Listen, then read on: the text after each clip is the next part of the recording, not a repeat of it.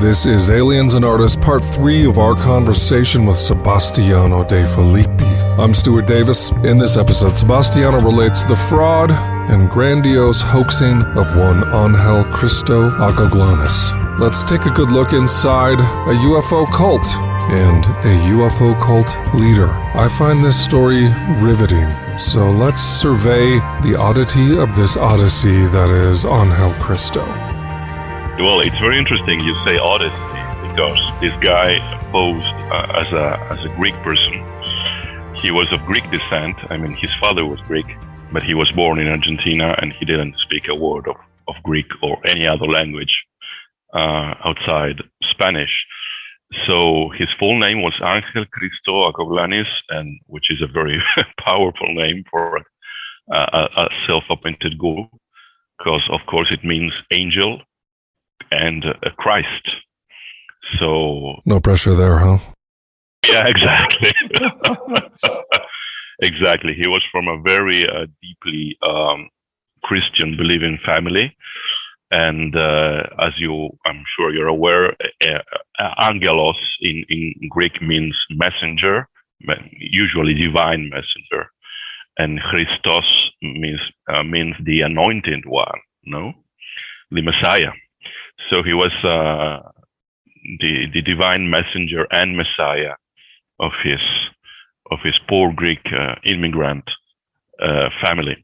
Anything interesting in the etymology of the name Acoglanis? No, nothing. No, actually, it's a quite common family name in Greece. The family was from Thessaloniki, a very well-known city in Greece, and they immigrated to Argentina because of, he was from this poor immigrant Greek family from Thessaloniki, and they relocated to Argentina because they were so poor in Greece. They really needed to go to the Americas and try to rebuild the way of life, so to speak. So this guy was born in 1924, and the funny thing, he was born on December 25. So he was angel, he was Christ, he was born in Christmas. It's just crazy. Oh my gosh. And he liked to say that actually in his identification documents, the date is not 1924, but 1925. So December 25, 1925, that would be the same exact day of Carlos Castaneda's birth. So that would be another amazing coincidence. Anyway, this guy was, as I was telling you, from a very poor immigrant family. He barely made it through elementary school, so he was really non-educated. He had these esoteric interests, possibly Rosicrucian and Blavatskian, theosophical interests. Oh yeah, she comes up often. Exactly, yeah. The very few books he read were from that area, theosophy and the like. And he had a very interesting gift for healing. Apparently, he inherited from his father, also an illiterate person, but who had this kind of gift, an interest in health issues. So as soon as he got a girlfriend, he married, and he relocated with this woman to a smaller town here in the center of Argentina. And he started working as best as he could as virtually doing every kind of menial job, because he was not formally trained or educated. So he had to drive a bus or a truck, or do small easy construction work. I mean, he was really not into a profession. But one day he just left his house, and abandoned his wife and his two small children to starve, actually. And they were risking starvation because they were really, really poor. And he disappeared completely. and he rebuilt his life as a healer, wandering from one city to another one, and usually getting into new liaisons with different women and having further offsprings, and then perhaps after a couple of years moving to yet another city and abandon his new family and building up another one. And so he had this kind of gypsy life and bigamous or polygamous life. And soon enough, he established himself as a rather well-known healer, and he started to pose as a medical doctor. He started to introduce himself as a physician, as a formally trained college physician. And after many years of wandering, he ended up with yet another woman and yet another family in the capital of Argentina, Buenos Aires, with a rather well-established medical office, in which once again he introduced himself as a doctor, and he managed to get a very high-class entourage of patients or clients, if you prefer, which were presidents, former presidents, secretaries of state, actors, TV personalities, finance moguls, lots of politicians, dictators from any number of South American countries. And so he virtually became rich with his, let's call it profession, because the guy was a fraud.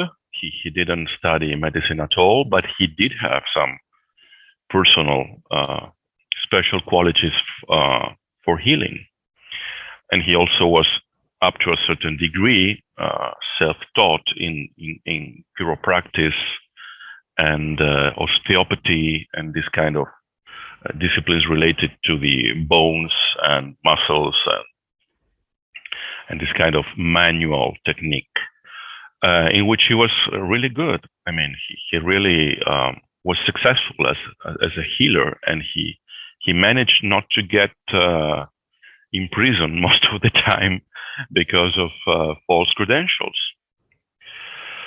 So that would be a first brush stroke of. I guess ostensibly he successfully healed some of these high caliber clients, and that resulted in part in this financial support from them. This contributed to his wealth. Is that accurate? What was his success rate? Even though he was a fraudulent doctor, who did he heal, and what resulted from that? He was really rather successful. I mean, most of the time he managed to heal people, or at least to get them better. And I will just mention two very different examples for this. The very long-time dictator of Paraguay, General Alfredo Stroessner, was his friend and patient, and all his family were his patients. And as soon as Stroessner needed Acoglanis' services, he sent a private plane from Asunción to Buenos Aires to pick him up and just bring him up to Asunción to treat him or his wife or whoever in the family. And also Acoglanis got as a gift a house in Asunción, and Stroessner kind of bought a medicine, a PhD medicine diploma for Acoglanis. Illegal, totally illegal, of course. He literally bought it because he had the power to do it. And the other example, well, one of my closest friends up to this date, up to now, was he had a very complicated condition after an accident. I mean, she was paralyzed. Her neck, her vertebrae were really damaged, and all physicians told her parents that there was little or nothing to do about it, and they went to Akoglanis' office, and the guy in 5 minutes just put his hands on this girl's neck and did a very strong movement with the vertebrae, and he sent her home, cured, healed. So the guy was really not infallible, but he had a very high rate of success. It's back to this combination we've been talking about in previous episodes, which is the braided nature of fraud and authenticity, a confusing kaleidoscopic picture. Is this the time period when Akoglanis began to stitch together a patchwork cosmology that included the Himalayas, UFOs, Shambhala, sourced from a few books, and what ultimately culminated in a cult? Yeah, that's correct. I mean, during his lifetime, kind of cultivated in parallel ways his healing arts and his interest in esotericism, the occult, theosophy, Shambhala, Agartha, and what have you. But at one point in the 1980s, he kind of decided to merge his two interests into one, and so he began to bring along friends and patients to this very special secluded place, which is a section of Mount Uritorco in Cordoba. And he started to generate this kind of doctrine, which is quite Blavatskian, and so he started what we may call a cult. That was in 1983. He told his friends and patients and admirers that he had just been possessed. His body was being possessed by a kind of ascended master, a spiritual creature, a light being, an extraterrestrial called Saruma, and that as Saruma, he had a mission, which was to retrieve, to discover once again what was the South American Shambhala or Agartha, which was named ERKS, ERKS, and was below ground near the Uritorco. So he started this, we would call it contactism phase of his life, and he usually collected his followers, his first followers among his patients, because as you can well imagine, if you have a very serious health condition, which is not easily handled in a positive way with good results by professional physicians, and you go to this guy and this guy cures you, and he's also very charismatic and very kind of simpatico person, it was very easy to fall prey of his exaggerations and lies and whatever he wanted you to believe. So he took along these people to the mountain during the night, and thus his contactee phase began. You've mentioned that this area, Mount Uritorco, is similar to a Mount Shasta or a Skinwalker Ranch. It has a history. Is there any indication that some of the events surrounding Akoglanis were genuine? Were they all fraudulent or misinterpretations ultimately? No, I would say, as far as I'm concerned, I think each and every contact ritual by Akoglanis had its share of hoax and misinterpretation, and also its fair share of paranormal. There are some things which are very, very easily explained out from his experiences, and you can easily see what he was pointing towards in the distance and misrepresenting as the secret city, underground city of Erks. And in one of my books, I just proved beyond any doubt with really photographic analysis and triangulation and a comparative work between footage and pictures, that was a really very human structure. It was just, it was so surprising to see that particular structure in the middle of the night from a mountain, in the middle of chanting, and that he got away with that. So, for example, this thing he showed and explained it was the city of Ergs. That was, for example, a hoax. That was not real.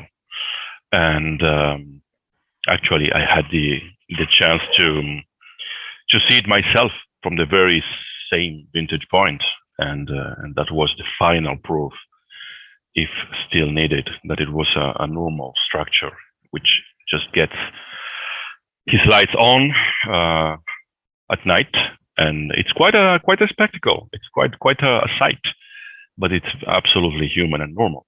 Other things are very, very strange and very difficult to explain. Like, for example, strange celestial voices, like some, I don't know, presences moaning or almost weeping or singing, and some very close by lights, colored lights, some of which were captured on film.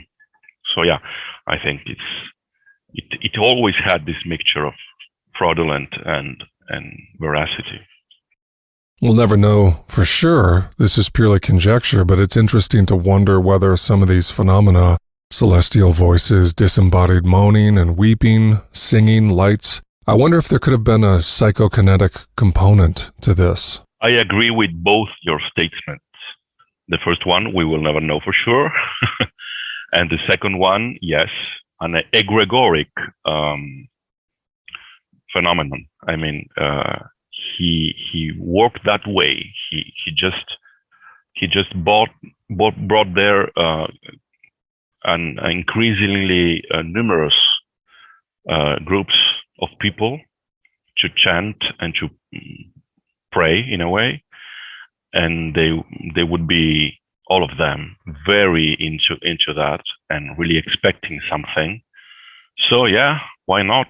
They may, in a way or partially, they may have created the phenomenon themselves, or at least helped the phenomenon to manifest through their fantasy and faith and energy and feelings and what have you. So we have this perfect storm of conditions, people having been genuinely healed of a serious affliction, who are then folded into an ideal recruitment tool, which Akoglanis then expands and transposes to the UFO cult, taking people out on a regular basis. This reliable set of features in the landscape, that all converges with this belief system he's trying to instill in the experiencers. Is this 1983 or 1984 where he claims to be channeling Saruma? Where did this light language he was channeling appear in the process? Well, there's a little story to explain this better. In the very early 1983, Akoglanis visited a kind of hot spot in Uruguay, which is the nearby country here in Argentina, which is called Aurora, which is a ranch, pretty much as the Skinwalker Ranch, actually, with cattle mutilations and strange animals and strange beings and strange nocturnal lights and almost the same kind of phenomena. And he met the owner of the Aurora Ranch, and this guy, who was also named Angel, it's a funny thing, his second name was Maria. So you have the angel Christ meeting with... It's ridiculous. It cannot get crazier than this. What are the odds, right?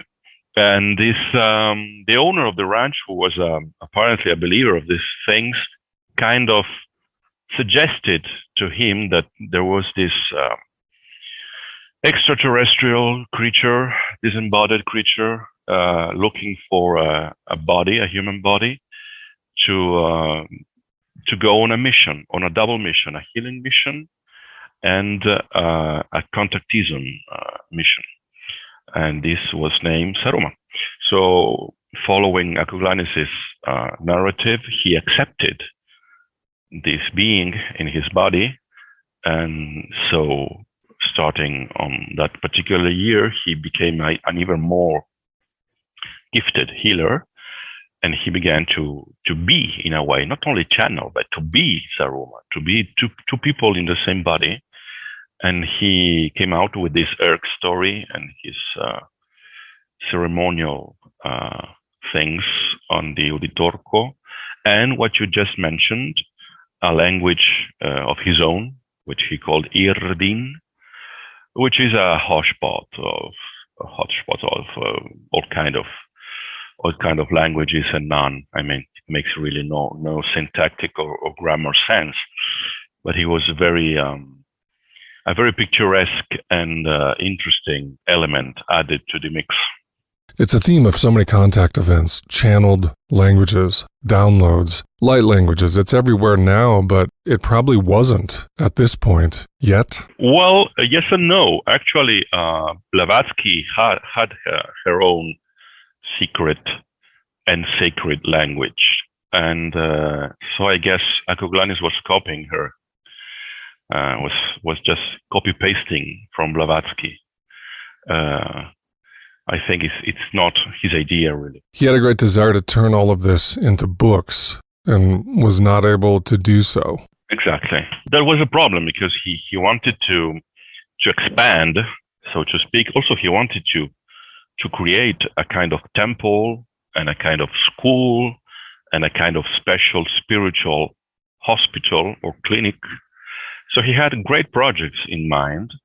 He bought land near the Ritorco to start, projecting these enterprises. But there were two problems. The first one, he was not able to speak properly in public because he was really uneducated. So he had a very limited grasp of his own native tongue, Spanish. He was also not an attractive person or had an attractive voice, quite the opposite. But the main problem is he was not able to write. I mean, he tried, and he hand-typed a series of small diaries, journals with channeled messages. But they were so badly written. The Spanish was so bad. It's almost impossible to get the meaning. If there's anything like that, I don't know. But in any case, it was so badly written. It was just impossible. And certainly, he just typed those and made photocopies out of them and hand them over to his devotees. But there was certainly no publishing house which was going to publish such badly written messages and accounts. So he started looking for more or less professional authors to do the job in his stead. And up to a certain point, he succeeded. His real success in this came very late in his life, during his last year on this planet, which was 1989, right, 89. When he met a Brazilian guy, Trigueirinho, which was, among other things, a professional writer. And he took him like a pupil and a new and privileged devotee. And out of his journals, diaries, and conversations, Trigueirinho fashioned something like 40 books and established a big cult with an entire city of his own in Brazil. So in a way, all those projects Akuglanis had for himself, he was not able to really accomplish because he died sooner than expected. In an appalling manner, which we'll get to. Yeah, we can go to that if you want. But they were really put into practice in a very spectacular way by this guy, this Brazilian guy, Trigueirinho, on Brazilian soil. So yes, there is a fascinating left turn in how this did not end well. But before we get there, is it 1989 or so when he's having hundreds of people, 100 or 200, attending these rituals, these channeling events? Was that the peak of it all for him? Yeah, it was. The thing is this. He also had another problem, not only not being able to write properly. He was very aware of other contact men, and particularly George Adamski in the States, and Eugenio Siragusa in Italy. And he noticed that life was not easy on those two guys. I mean, it was all well and nice to get famous and to write books or to have books written about them and to be public personalities and to everything we know. But both of them had also serious problems, and Siragusa ended up in jail. So Acoglani is having this very high-class entourage and making a lot of money as a self-appointed physician. He wanted to expand, and he expanded in the sense that he began his ceremonies in the 83 with like 2 or 3 people, and then 10 people, and then 20, and then 30, and then more than 100. But he still was not sure of, going public with it. One thing was to have a large group of devotees, more than 100. But an entirely different one was to really go in front of a camera with your own face and your own name and say, I am Ángel Cristo Acoglani, I am channeling an extraterrestrial, I am a messiah or whatever. He didn't want to do that. He was like torn between the need and his enthusiasm for to expand the cult, so to speak. But on the other hand, he was not really ready to go public, fully public. So that was another problem. And he was in the middle of this conundrum and at the peak of his popularity as both healer and contact man when he met his end in a quite unexpected way. What a story. Tell us how it ended, and I'll follow up with some questions. Well, it ended very, very badly. One of the things that this guy had, he has a huge Don Juan kind of complex. I mean, he was extremely, extremely attracted to women, and he could not really help it. That's one of the reasons because he, sort of remarried like 4 times or 5 times. But he also had this unaccountable panoply of lovers. He was very charismatic and could be very charming. And the thing is, he knew no limits and no boundaries in this. So in the last few years, he was having a liaison with his best friend's wife. And his best friend was also a person of both financial and political power. He was a man of Juan Perón, the former president. He was a very devoted cultist of Acoglani's also, not only his friend. Well, the guy was was having this liaison with his friend's wife, and it did not end well. His friend, whose name was Ruben Antonio, just showed up at Acoglani's office in the downtown Buenos Aires, and he shot him dead. 7 times, is that right? 7 times, yeah. I mean, the guy he really wanted to be sure. He was committed. He was really committed, yes. And he immediately turned himself in the nearest police station, saying, I've just killed a sorcerer, and that's what you have to do with sorcerers. You have to kill them all. Now that I have killed this particular sorcerer, I feel much relieved. And so that ended Akuglanis' life. Not his case, because he then left, several widows and several children, sons and daughters, and granddaughters and grandsons, and an extended family, and a bunch of patients, clients, devotees, friends, acquaintances. So the story rolled on, but without him. This is reading between the lines a bit, but it sounded like the murderer tried to give Angel Cristo a way out a few times. He was granting him latitude to stop, and he probably would not have been killed if he just would have stopped. Do you feel like that's the case? Yeah, absolutely, yes. That's a fact, actually. That's a fact. But once again, Akuglanis was this guy with he knew no boundaries. Of course, up to a certain point, we can understand his psychology. I mean, this wonderful healer, he is this wonderful contact man, he is this wonderful charismatic man with women. He had money, he was revered.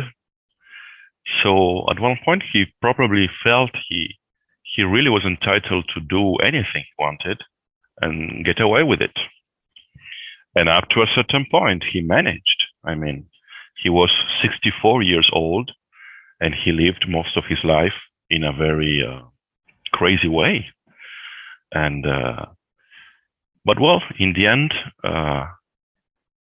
it didn't work anymore. An abrupt conclusion, to say the least. What's the status of the cult today? Millions of books sold, from 1989 at taking off and pollinating. There are descendants and followers. Is it alive today? Has it spawned other iterations? In a way, yes, but it's a kind of complex scenario.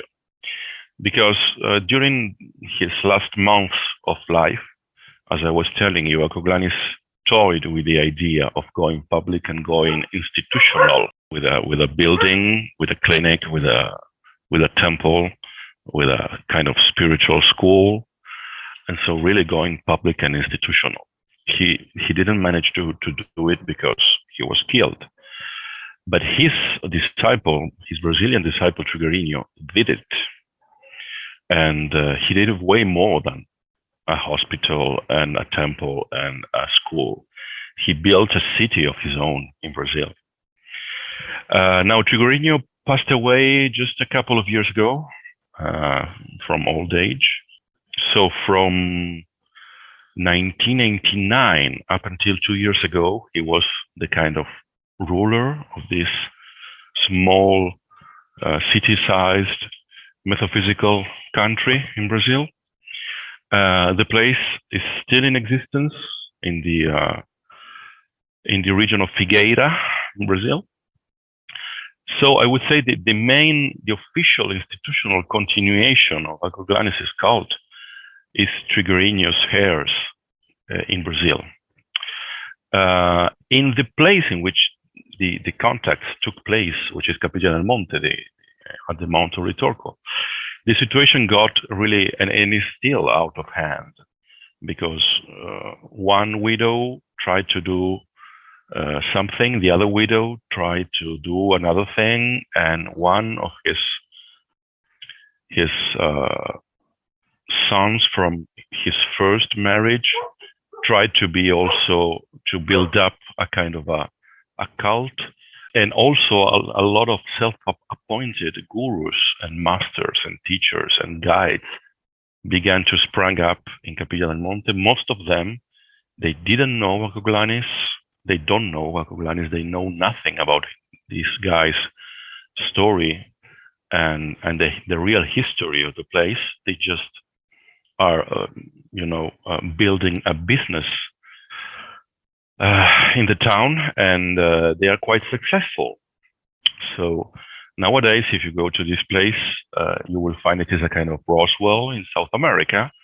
It is a city thriving through esoteric tourism, and you have a lot of self-appointed experts about Erx and the Ritorco, which will sell you nightly visits to different sections of the mountain to make contact with lights.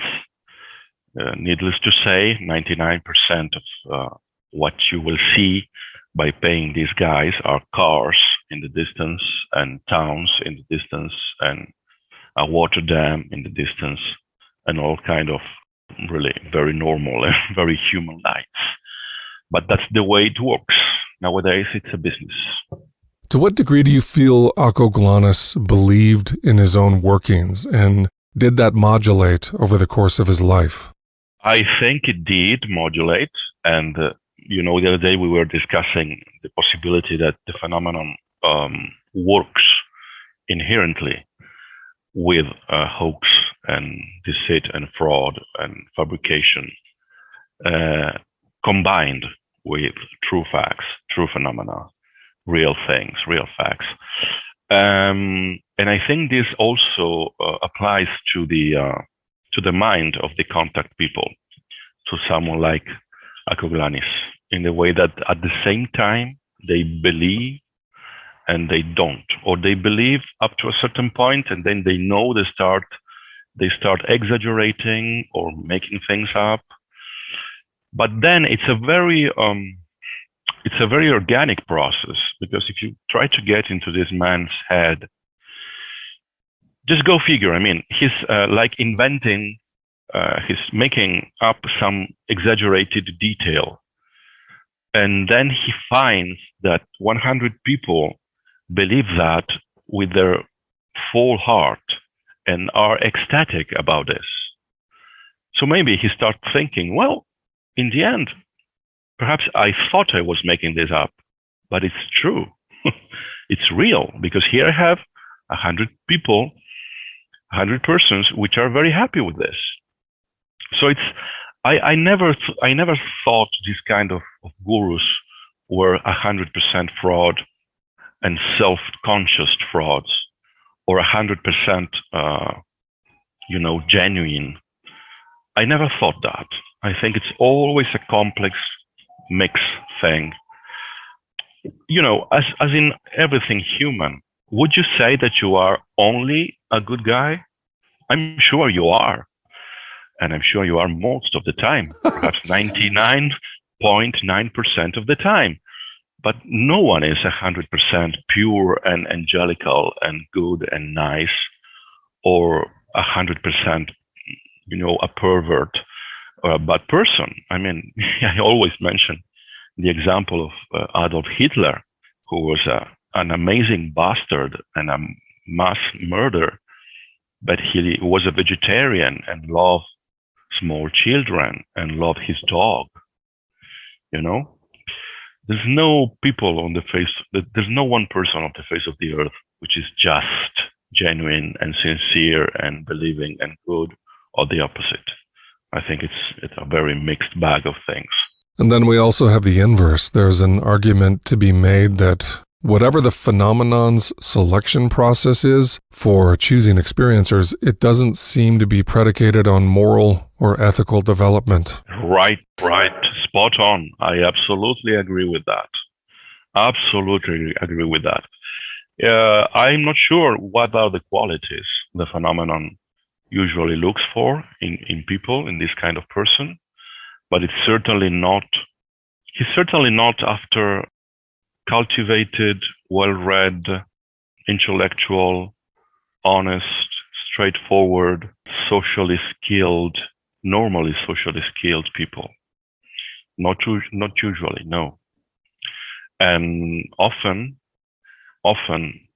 it looks for really lumpen characters, like marginal characters. It's a very interesting thing. Or perhaps it's just because they are more prone to accept, embrace, believe, manifest, elaborate. It's a great mystery, but it's a constant. I mean, it's not something that we just find in this particular case. We could expand that marginal aspect, whether socially, psychologically, spiritually. There does seem to be a liminal attraction. Perhaps that is part of what forms a match with outliers for better and for worse. We can't seem to overlay an ethical or moral model that accounts for who is contacted. I wonder what the fallout was, or the downside for you in exposing the underbelly of this cult activity. What happened? Well, what usually happens when you mess up with religion, cults, beliefs, and very deeply into it kind of persons, very pleasant things like death threats and and what have you. I mean, it's not certainly a pleasant thing to go through. I'm extremely respectful when I'm writing or speaking about religion-related topics, and this is certainly a religion-related topic. It's all about religion in the end, religion and spirituality and belief. So I try to be really, really, really not only respectful but also empathic, and try not to judge people or situations, and just tell the facts as I found them. The thing is, the facts I found about Akoglanis is that he was a huge, a colossal liar. He just could not help it. He was just lying all the time. He was making things up in his family life, in his personal life, in his professional life, in his contactee life, making things up all the time. And I was able to prove that. And that was not well accepted by his followers, whether be direct followers and friends, acquaintances, devotees who really worked with him, or new cultists who have little knowledge about Akoglanis and just see this book about this really, really strange guy. I mean, if I would tell you the entire story of Akoglanis' life, it reads like a novel. I mean, it's amazing. This guy really lived many lives during one lifetime. And he just went on rebuilding his life, and with new partners, new families, new cities, new offices, new names. It's just like a movie, a sci-fi movie. So yes, that was not very well accepted, and a lot of people just thought this is the work of an evil person, a very mean-spirited, spiritually underdeveloped person who just wanted to sell a bunch of lies about their saint, their new Saint Paul, and making things up in this book, which is exactly the opposite. I mean, I just had this 25 years research, which was extremely difficult, long, and very difficult, and just publish the sheer facts, proven facts. Of course, this also means that I proved and published that what Akoglanis said was ergs is just a normal thing with normal human lights, which are turned on during the night. So, as you well know, perhaps you are aware of this wonderful book, When Prophecy Fails. There's no way usually to change a cultist's mind. There's no way. It's preset. They already have all the answers, while people like me, I have none. And so they will, explain out whatever fact, proof, book, or thing they will encounter, and just play it out, and just keep on believing. And the other person will be their enemy, and an evil person, and a demonic presence, and a person incapable of love and empathy, and just a stupid person who doesn't understand spirituality. So I guess that's me. Did that kind of reaction from cultists dissuade you from doing this work, or temper your passion for exposing difficult truths? I have to tell you this. while I was doing this 25 years long research, I didn't think about going public with a book telling the story. I just did it for myself. I was very interested in this spot, in this hot spot. I was very interested in this guy and the whole story, in the whole narrative. And I really wanted the truth, or at least something near the truth. After 25 years, I could say I really got pretty much what I wanted.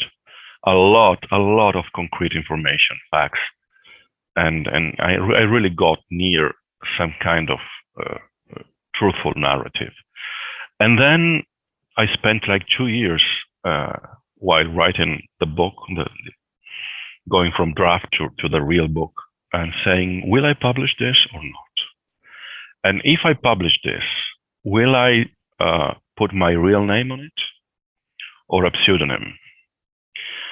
Because not only because of cultists, just because of, people tend to think of other people in one category, like you are a performer, which is, by the way, my we would say main profession. I am a musician. So to a lot of people, it's weird that the professional and rather well-known musician writes a big book about something like occult and UFOs and the paranormal and the spiritual world and whatever. So it took me some time to decide. And in the end, I was helped out by some friends who read the manuscript and told me, listen, this is an amazing story, and you spent a quarter of a century in order to reconstruct it. You have to take credit for this, and you have to really put your name and your face with this, and no matter what happens. So in the end, I did it. Has the noise and negativity died down around this cult, this area? No, not really, because, the city of Capilla del Monte is now run by these people. The main touristic attraction of the place is now this so-called self-appointed new contactees, which will charge you a high amount of money to take you up to the mountain and see lights like satellites, stars, planets, planes, cars, cities, and small ranch lights, and any kind of really normal, absolutely normal lights. But they have this, their clients, they come from the city, from cities, and they are not aware of living in the countryside or in the mountain, much less in the middle of the night up in the mountain. So everything is new to them. Everything is wonderful. Every light on the horizon is a miracle. Every satellite in a clear sky is an extraterrestrial ship. Every mambo jumbo chanting from the so-called guru is a wonderful thing which connects them to their innermost spiritual core. And I have to tell you, I paid for some of these excursions together with other people, and they were crying out in sheer ecstatic emotion by watching a plane or a satellite or a car in the distance. And they really were crying ecstatically, like they are seeing, Jesus Christ in person. So that's what we are, I guess. That's what we are. If we are able to just break down that way, seeing a couple of planes in the air and a couple of cars on the road during the night on a mountaintop, then we are really built for something like this. So go figure, if you go to a place like Skinwalker Ranch and you really see a big UFO or a huge wolf walking in two legs, I guess we would die if these people is crying just for these very common lights. But that's the way we are as a species, I guess. Yeah, the histrionics that get unlocked. And we also get the flip side of that, which is people will be experiencing the strangest event of their life, and an inexplicable apathy will overtake them. Yeah, I agree with that. And also, if you think about it, it's a little bit what we discussed last time about the baby and the diapers and the dirt water. There is a kind of sapiens that is desperate to embrace anything as a belief.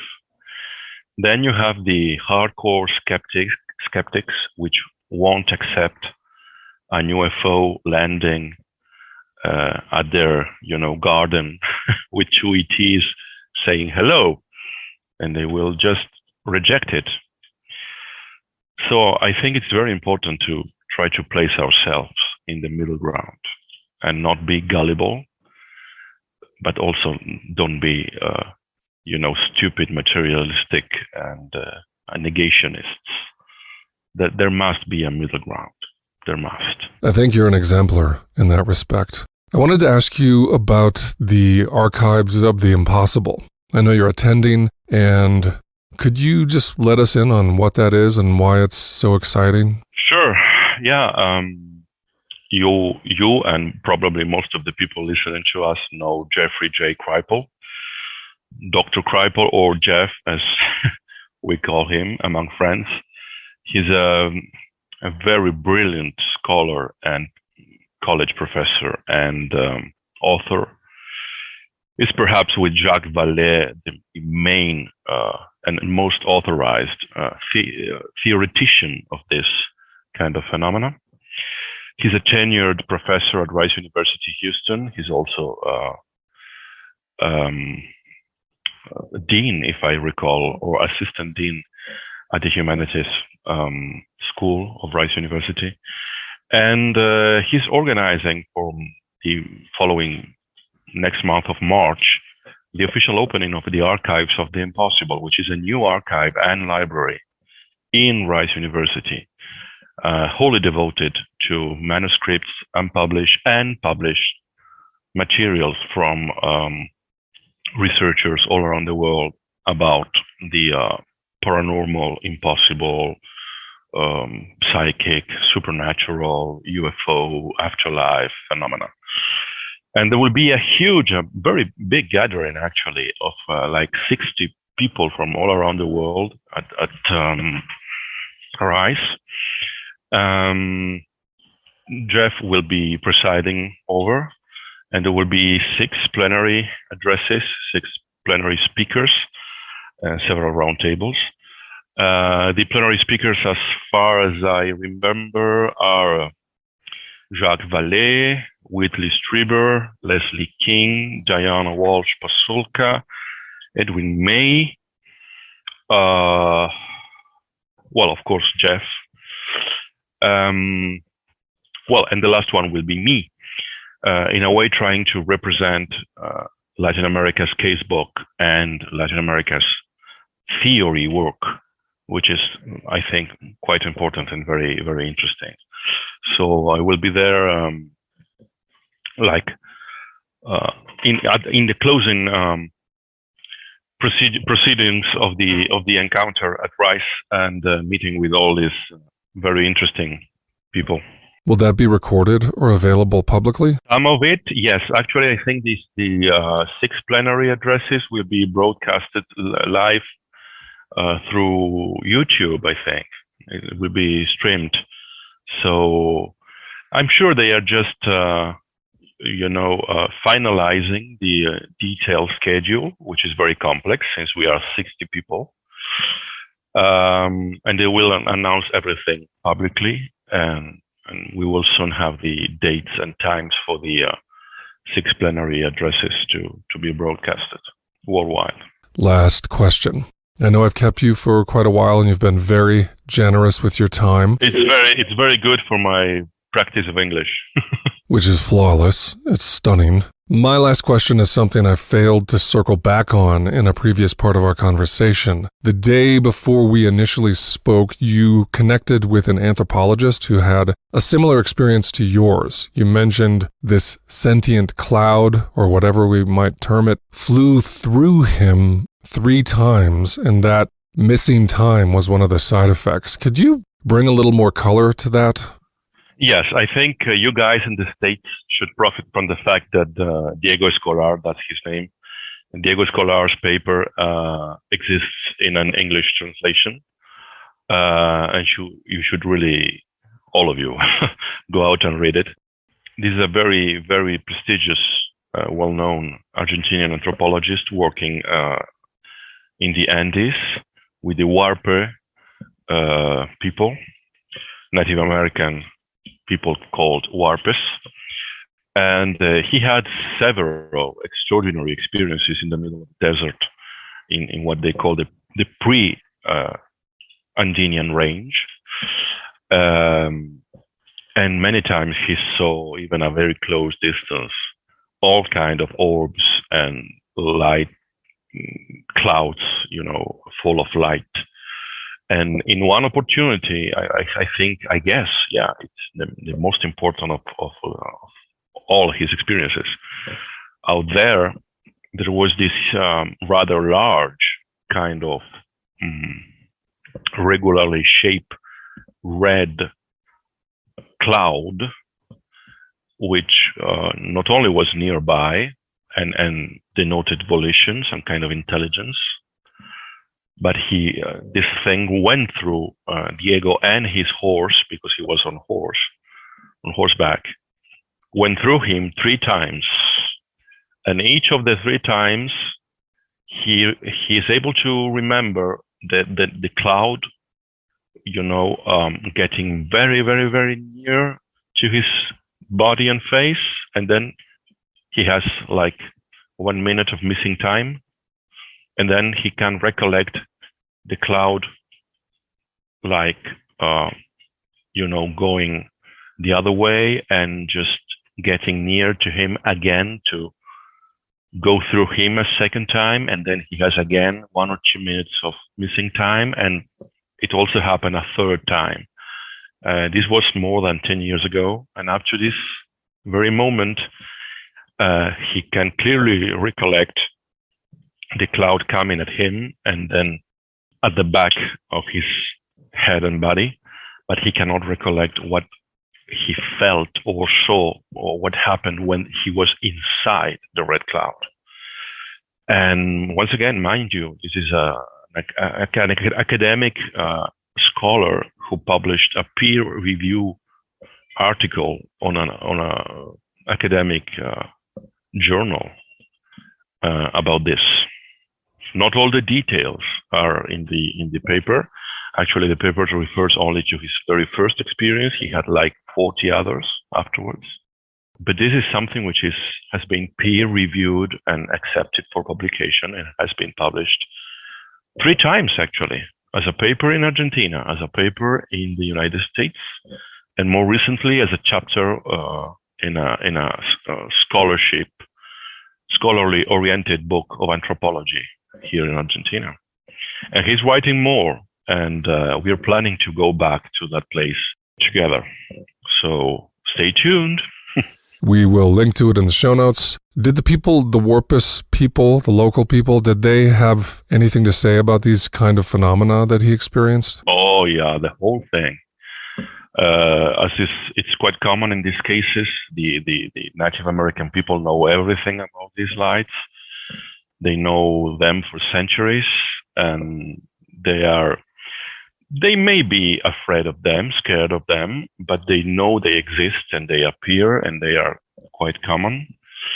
And actually, they kind of recognize Dr. Escolar, this is very funny. He's as white and blonde and clear colored eyed as you can imagine. I mean, he's a European through and through. Now he has white hair and white beard. And the Warpes told him he's surely a Warpe shaman shaman reincarnated, because the lights are really after him. The lights want to communicate with him. And so, in their opinion, Dr. Escolar is more of a warper than the warpers themselves. Isn't this beautiful? Wow. How does he feel about that? Does he have feelings about that? He has a lot of feelings about that, because this is the funny thing. He's as materialistic a person and scientificistic and positivistic a person and a scholar as you can imagine, as you can get. He's not a spiritually oriented person. He's not a believer in God. He has no spiritual practice of his own. He's actually, I would say, Marxist. And of course, to be a Marxist, among other things, means to have a very materialistic grasp of history and reality, an extremely materialistic grasp. Actually, if you're a Marxist, it's everything about money, work, and production, and struggle among the social classes. So he was really, and together with being 100% European in his, biological configuration, it's almost like someone picked him up out of any amount of possible people, because he was the least likely person to be in that position. He's the marginal figure in those conditions. Absolutely. In fact, this happenings, this series of encounters are changing him in a way. I mean, he's 50 something, like 55 years old, something like that. So he was telling me it's a little bit too late for me to become a different person.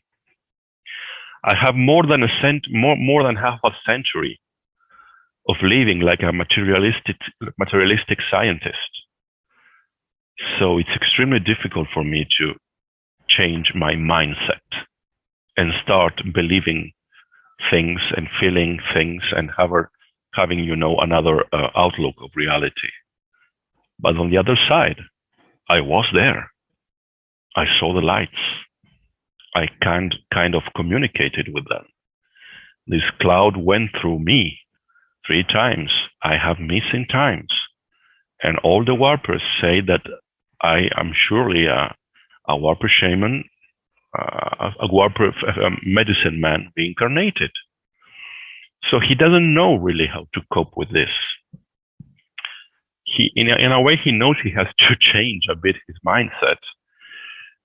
On the other hand, he doesn't want to, and it's very difficult for him. But I think that's very good and very interesting, because as I was telling you the other day, I am rather a cold-minded person and a cool person when I'm faced with this unexplainable phenomena.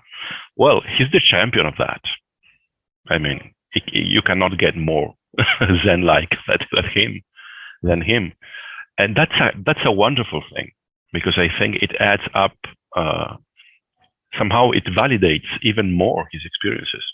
You get what I mean? Absolutely. And so not only is he going back, but you're going together? Hopefully, yes. Yes, that's the idea. Yeah. Do you know when? We are waiting to just coordinate with a third person. There's a very, very smart and very experienced researcher down here, an author also, named Juan Acevedo. And he's both a trained clinic psychologist, and a descendant of a long lineage of Native American shamans, medicine men. So he has this wonderful knowledge of both worlds in a way. And he would like to approach this as an Argentinian kind of priest, with the proper respect and devotion from these light forms, which apparently rule this very secluded part of the pre-Andean range. So I think it would be extremely interesting to see what comes out of this new expedition with a very materialistic scientist, which would be Dr. Escolar, a very intelligent and well-read researcher slash psychologist slash medicine man like Dr. Acevedo, and a kind of in-between, very open-minded and tabula rasa kind of guy, such as myself. And then, of course, we will have some warpers with us as guides, because that's the way it works. You go for a 2 or 3 days trip in the middle of nowhere with just a backpack and horses and your Native American guides. That's the way it works. I wish that approach of respect and regard was more universal in how people look into and engage the paranormal. For more information on Sebastiano, check the show notes. Aliens and Artists is brought to you by the Liminal Muse, offering one-on-one sessions with me, Stuart Davis, focusing on past life regression, contact with non-human entities, and creativity as a spiritual path. Go to theliminalmuse.com or just click the link in the show notes. Also, the Experiencer Group, a private membership site for people who've had anomalous experiences including mediumship, near-death, psi, alien abduction, and more. The Experiencer Group provides anonymous support groups and positive anomalous culture. Go to theexperiencergroup.com or just click the link in the show notes to become a member. Last but not least, thank you, patrons and plussers who support this show. It only exists because of you. Patrons and plussers get lots of exclusive content, including multiple episodes each month that are entirely exclusive to them. Minus listeners are assigned an entomologist. Revempathy. They say that being enlightened means you experience oneness. You understand the unity behind the opposites. Like revenge and empathy become one. Revempathy. Have you ever noticed how every time you're getting wasted with an entomologist, they just love to blather on endlessly about how insects rule the world? You're like, let's do shots. They're like, 80% of all the species in the world are insects. And you're like, that chick is hot. They're like, there are 30 million different species of insects on our planet. You go, let's do shots with that hot chick. And they go, at any given time, there are 10 quintillion insects alive. And you go, shut up. Let me tell you something. There's only one thing I hate more than bugs, and that's someone who loves bugs talking about bugs. It bugs me. Entomologists and bugs both think they're so awesome because there's so many of them and they're all over the planet and they just love to transmit disease, don't they? Have you ever noticed when a person gets sick, doctors even call it a bug? How long have insects been giving us malaria, Lyme disease, dengue fever with impunity? Well, no more. Maybe bugs need a taste of their own flavor. I'm gonna get revenge, and they're gonna learn empathy. Revempathy. There may be a Google gajillion insects in the world, but I only need a few for what I have planned. See, what I'm gonna do is, I'm gonna get AIDS. And then I'm going to go out into nature. The nature insects are always talking about. The nature insects worship like it's so great. Northern Minnesota. Yeah, up by the Gunflint Trail. And then I'm going to strip naked and present my delectable tissue for consumption by these insects. Eat up, my unsuspecting subjects. I will permit an insect, say a deer tick, to bite me, exsanguinate me even. Once that deer tick has eaten the shit out of me, I'm gonna give it the news flash of a lifetime. Hey there, little fella. Is your tummy nice and full? Did you have a good time draining the blood out of my body? You think you're funny because you just gave me Lyme disease? Well, guess what? You have AIDS now. Yeah. And the last time I checked, there was no effective medical treatment available for a creature of your diminutive stature afflicted with acquired immune deficiency. Then I'm gonna go over to Africa. Out in the bush. No thanks, I won't be needing any mosquito netting for this safari. Hi there, Mr. African Mosquito. Is that right? You're hot shit because you just gave me malaria? Well, I'll see your malaria and I'll raise you an AIDS. Yeah, you got AIDS now. And Lyme disease. How's that for a stinger? Feel it puncture your monopoly on the transmission of viral maladies? I just flipped the fucking table on your immune system like Billy Joel and We Didn't Start the Fire circa 1990.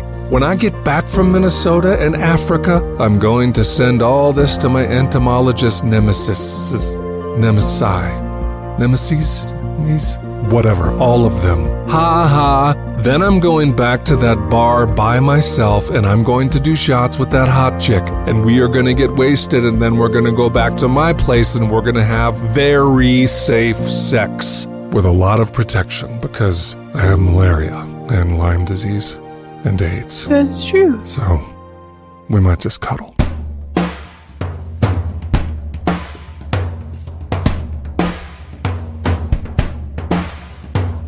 Dogs are still expecting. Your father is a general. Benjamin's a murderer. Your sister is a sponge. Your mother is a worker. Jonah, I ran into your mom.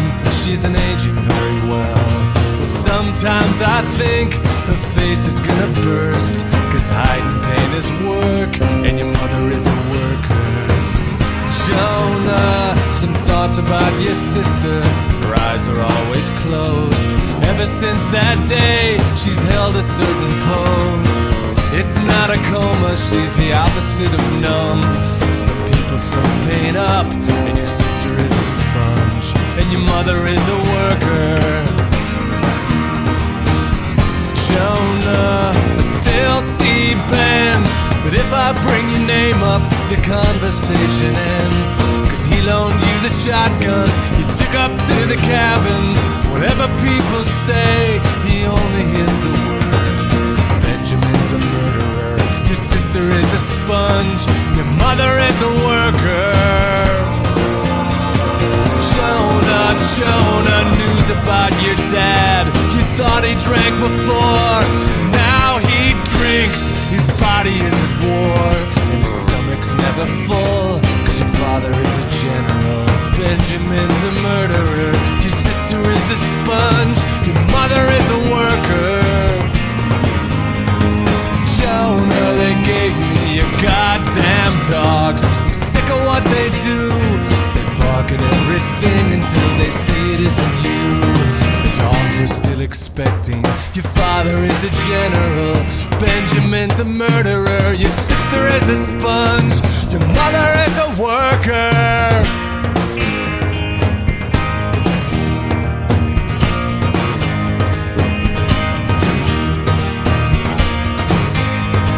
The dogs are still expecting. Your father is a general. Benjamin's a murderer. Your sister is a sponge. Your mother is a worker.